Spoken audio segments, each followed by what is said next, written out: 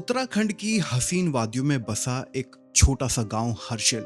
दिन में ये जगह किसी जन्नत से कम नहीं लगती। सेब के बागान, बहती हुई भागीरथी नदी और शांत पहाड़। लेकिन जब रात गहराती है और घाटी में सन्नाटा पसर जाता है, तब हर्षिल की हवाओं में एक डर घुल जाता है। स्थानीय लोग कहते हैं कि आज भी अमावस और पूनम की रातों में वहां एक साया भटकता है। एक लंबा चौड़ा अंग्रेज जो अपने घोड़े पर सवार होकर आता है। उसके हाथ खाली होते हैं, लेकिन उसकी रूह बेचैन। वो किसी को डराता नहीं है, बस एक ही सवाल पूछता है, माचिस है? ये कहानी किसी आम भूत की नहीं है। ये कहानी है फेडरिक विल्सन की, जिसे दुनिया पहाड़ी विल्सन के नाम से भी जानती है। कहानी शुरू होती है 1840 के दशक में। फेडरिक ई विल्सन नाम का एक ब्रिटिश सिपाही, जो कहा जाता है कि अफगान युद्ध के तुरंत बाद ब्रिटिश सेना से भाग निकला था। मौत और कोर्ट मार्शल के डर से वो भागते भागते गढ़वाल हिमालय के उन दुर्गम घाटियों में पहुंच गया, जहां उस समय इंसान का पहुंचना नामुमकिन माना जाता था। वो हर्षिल पहुंचा। उस वक्त हर्षिल वीरान था, लेकिन विल्सन को वहां एक मौका दिखा। उसने वहां के स्थानीय टिहरी राजा से जमीन पट्टे पर ले ली और बस गया। लेकिन वो सिर्फ एक भगोड़ा सिपाही बनकर नहीं रहा, उसने खुद को वहां का राजा घोषित कर दिया।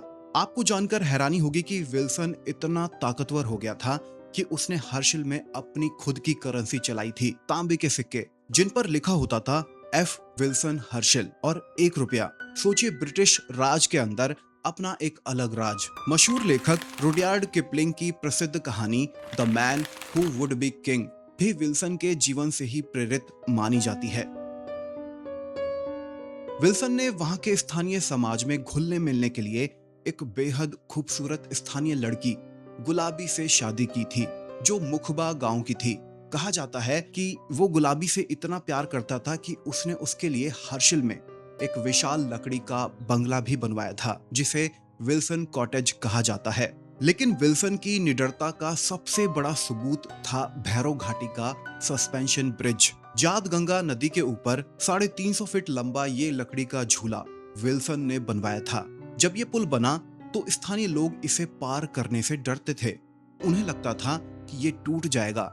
तब लोगों का डर भगाने के लिए विल्सन अपने अरबी घोड़े पर सवार होकर उस हिलते हुए पुल के ऊपर सटपट दौड़ गया था। यही वो छवि थी, घोड़े पर सवार एक निडर अंग्रेज, जो लोगों के दिमाग में छप गई और शायद मरने के बाद उसकी रूह में भी।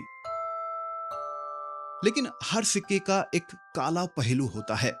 विल्सन ने हर्षिल को अमीर तो बनाया, उसने वहां सेब और राजमा की खेती शुरू की, जिसे आज भी विल्सन एप्पल कहा जाता है।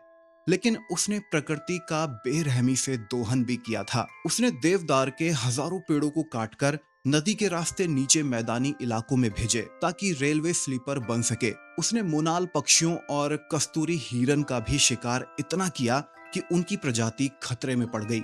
कहा जाता है कि वो साल भर में 1500 मोनाल की खाल और पंख बेचता था। स्थानीय लोक कथाओं के अनुसार विल्सन के इन पापों से स्थानीय देवता भगवान सोमेश्वर क्रोधित हो गए थे। विल्सन ने अपनी ताकत के नशे में सोमेश्वर देवता को भी चुनौती दे डाली थी।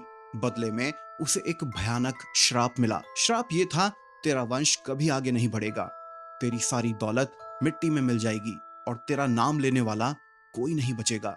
और वो श्राप कहीं ना कहीं सच साबित हुआ। विल्सन के 3 बेटे थे, नथानियल, चार्ल्स और हेनरी। विल्सन की मौत के बाद उसके बेटों की जिंदगी नर्क बन गई। बड़ा बेटा नथानियल, जिसे स्थानीय लोग नत्थू कहते थे, मानसिक रूप से बीमार हो गया और उसने लोगों पर गोलियां चलानी शुरू कर दी। अंत में शिकार के दौरान उसकी भी रहस्यमय मौत हो गई। उसके बाकी दोनों बेटे भी कम उम्र में बिना किसी वारिस के मर गए।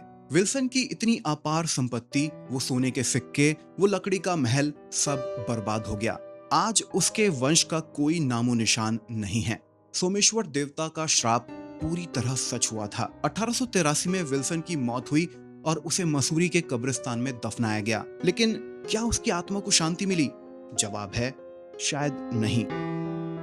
आज भी हर्षिल के फॉरेस्ट रेस्ट हाउस, जो कभी उसका घर हुआ करता था, उसमें रुकने वाले कई अधिकारियों और पर्यटकों ने अजीब घटनाओं की शिकायत की है। रात के सन्नाटे में अक्सर वहां पाइप या सिगार के तंबाकू की तेज महक अचानक हवा में फैल जाती है, जबकि वहां कोई सिगार नहीं पी रहा होता। और सबसे खौफनाक वो नजारा जिसका जिक्र हमने शुरू में किया था। कई ग्रामीणों का दावा है कि उन्होंने चांदनी रातों में उसी जगह पर जहां कभी वो सस्पेंशन ब्रिज हुआ करता था, एक घुड़सवार को हवा में तैरते हुए पुल को पार करते हुए देखा है।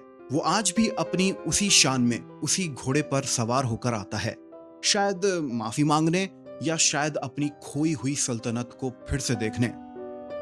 पहाड़ी विल्सन एक भगोड़ा, एक राजा, एक शिकारी और अब एक अर्बन लेजेंड। अगर आप कभी हर्षिल जाएं तो वहां की खूबसूरती का आनंद जरूर लें, लेकिन अगर रात के अंधेरे में आपको तंबाकू की महक आए या घोड़े की टपाटप सुनाई दे तो समझ जाइएगा कि हर्षिल का राजा अभी भी अपनी प्रजा की निगरानी कर रहा है। आपको ये कहानी कैसी लगी? क्या आपने भी पहाड़ों में ऐसी कोई डरावनी कहानी सुनी है? कमेंट्स में आप हमें जरूर बताइए। चैनल पर नए तो चैनल को सब्सक्राइब कीजिए। मैं मिलता हूं आपसे अगली एक और लंबी कहानी में। तब तक के लिए नमस्कार।